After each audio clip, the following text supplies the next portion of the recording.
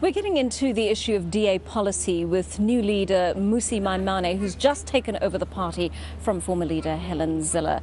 Mmusi, to continue our train of thought, there's a good deal of concern about recent comments you made regarding the death penalty the other day. Some say it is fine to tweak aspects of the Constitution, to amend them, but what you were talking about messing with was the Bill of Rights, and certain people are very concerned that you would probably have known that kind of suggestion wouldn't pass muster in the Constitutional Court. Why would you make that comment anyway, unless you were simply trying to win an election race? No, not at all. I mean, I think even in the same interview, I made it quite clear that I don't support capital punishment. I think we must understand the genesis of rights in South Africa. First generation rights, second generation rights, the rights of children are absolute in our Constitution. The very right that we're discussing here, the right to life, we went with a court interpretation of what that would mean, that outlawed capital punishment. It also gives the same right to abortion as an issue in South Africa. And I think my comments at that point were seen as the fact that if you say a referendum must be on the table, no government is obligated to run this country on the basis of referendums. It's that a referendum can allow South Africans to be able to voice their opinions. And in fact, in South Africa, many people are still having their conversations. As I sit here today, recognizing where that comes from, I must be absolutely and unambiguous. Of course, when we made that statement, we were wrong. And as I stand here today, our position, and we allow members here in the DA to be able to have a vote of conscience. Where I sit here today, I don't support capital punishment. And as I stand and as I sit here, I would be very clear not to support a referendum on the issue. Doesn't mean that a referendum would have consequence, but it means that I don't support it as I sit here today. So are you backtracking on what you said in an interview the other day? Yeah, because that interview, even in that interview, I said it strongly. I said I do not support capital punishment.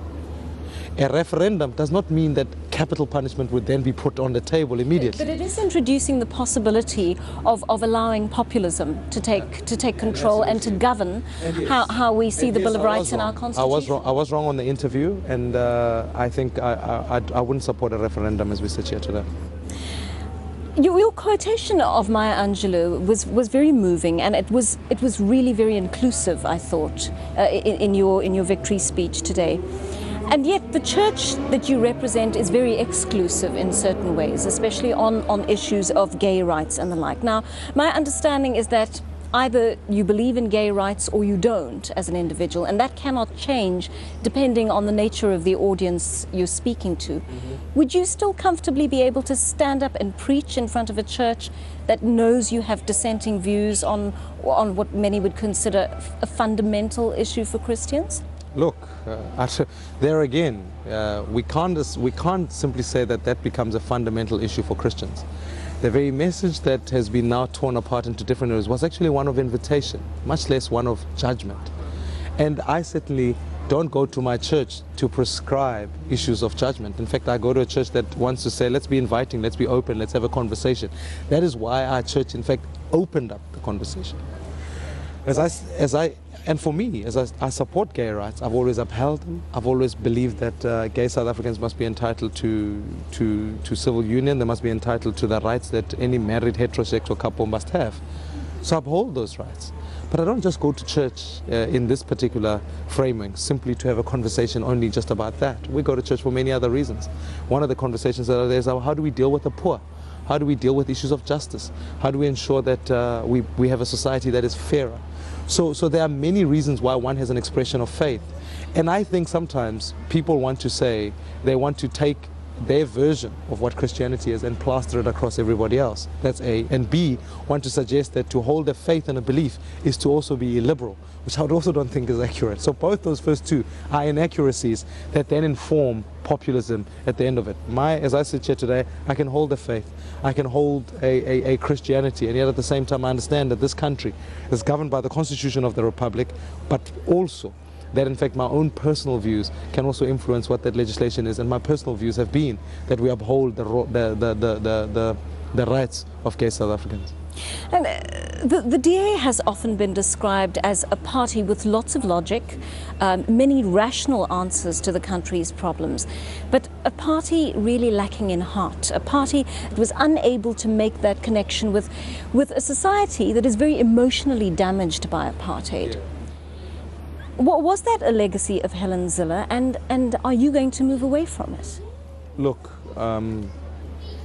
it's certainly the work that we got to put forward. It's certainly our sense of being able to connect with the emotions of South Africans. And that's why even in the acceptance speech I spoke about what angers us. You know, often the DA is angered by constitutional threats. We walk out of Parliament when there's a constitutional threat. That's right, and it should be so. But we should also be angered by the fact that black students are locked out of an education institution, as an example. We should be angry by the fact that 35% of South Africans can't find work. We should be angered by the fact that there's still acts of racism in this country. Those things must still continue to anger us. So it shouldn't be something that, and I think that's part of one of the things that I want to put forward is our animation on issues that sometimes South Africans sit at home and get angered about. Mmusi, I want to end with this, because in taking your party forward, you've been through quite a divisive process. I mean, that's the nature of the adversarial method that you've chosen, I suppose, and certainly the transparent nature of it has its benefits. But I could sense a palpable tension between you and Dr. Wilmot James as I sat interviewing you yesterday, and I think that must be the result of the campaigning process that you have been through. But now, he must now unite behind you. You must now continue as a united force into the future. How do you rebuild that relationship into the future, you know, knowing that you've been through quite a fractious time together during this campaign? Campaigns are always hard work. Campaigns always bring out different aspects of people. We must always remain on principle. We must always remain at saying the DA must win. And that's why I made the obvious and the very important statement, which is to say we don't unite behind people, we unite behind our values and our vision. So I'll be going around to all the provinces, making sure I speak to South Africans, provincial leaders, structures that say we see these values, we want to be a part of it. I have no problems with Dr. James. I think it was a very good contest. It was good. I'm glad to have come out of it having won, and having won with such a strong and a very convincing majority.